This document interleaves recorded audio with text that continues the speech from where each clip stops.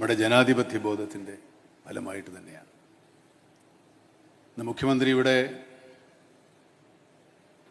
അതിദാരിദ്ര്യമുക്ത സംസ്ഥാനമായി കേരളത്തെ പ്രഖ്യാപിക്കുമ്പോൾ അതിനേക്കാൾ വലിയൊരു ഉത്തരവാദിത്തമാണ് അദ്ദേഹം ഏറ്റെടുക്കുന്നതെന്ന് ഞാൻ മനസ്സിലാക്കുന്നു. അതിദാരിദ്ര്യം മാത്രമേ ദാരിദ്ര്യത്തിൽ നിന്ന് മാത്രമേ നാം മുക്തമായിട്ടുള്ളൂ. ദാരിദ്ര്യം ഇനിയും നമ്മുടെ മുന്നിൽ ബാക്കിയാണ്. ഒരുപാട് പ്രതിസന്ധികളെ കേരള ജനത തോളോട് തോൾ ചേർന്ന് നിന്ന് അതിജീവിച്ചിട്ടുണ്ട്. നമ്മുടെ സ്വാതന്ത്ര്യം കിട്ടുന്ന കാലത്തേക്കാൾ നമ്മുടെ ദാരിദ്ര്യരേഖ ഒരുപാട് കുറഞ്ഞു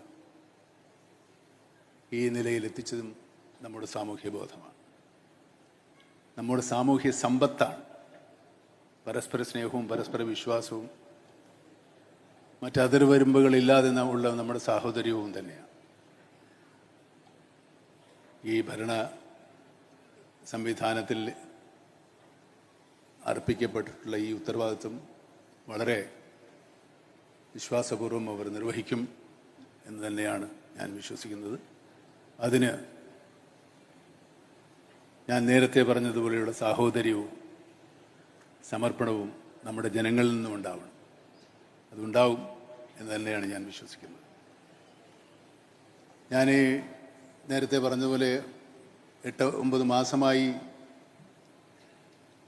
ഒരു പൊതുവേദിയിലോ നാട്ടിലോ ഒന്നും ഇറങ്ങാത്ത ആളാണ്. ഞാനിപ്പോൾ വന്നപ്പോൾ ഒരുപാട് കണ്ണഞ്ചിപ്പിക്കുന്ന വികസനങ്ങൾ ഉണ്ടായിട്ടുണ്ട്.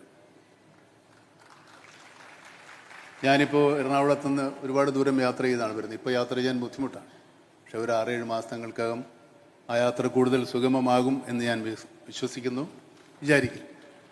അത് വികസനം തന്നെയാണ്. പക്ഷേ വികസനമെന്ന് നമ്മൾ പറയുമ്പോൾ വികസനം ആരുടെ വികസനമാണ്? രാജപാതകളും വലിയ കെട്ടിടങ്ങളും നിർമ്മിക്കുന്നത് കൊണ്ട് മാത്രം നാം വികസിക്കപ്പെടുന്നില്ല. വികസിക്കേണ്ടത് നമ്മുടെ സാമൂഹ്യ ജീവിതമാണ്. സാമൂഹ്യ ജീവിതം വികസിക്കണമെങ്കിൽ ദാരിദ്ര്യം പരിപൂർണമായും തുടച്ചു മാറ്റപ്പെടണം. ദാരിദ്ര്യം പരിപൂർണമായി തുടച്ചു മാറ്റപ്പെട്ട സ്ഥലങ്ങൾ വളരെ അപൂർവമേ ഉള്ളൂ. എൻ്റെ അറിവിലില്ല. കേരളം പലതിനും മാതൃകയായിട്ടുള്ളതാണ്. കേരള ജനത അതിൻ്റെ എന്നും ആ സംരംഭങ്ങൾക്ക് പിന്നിലുണ്ടായിട്ടുണ്ട്.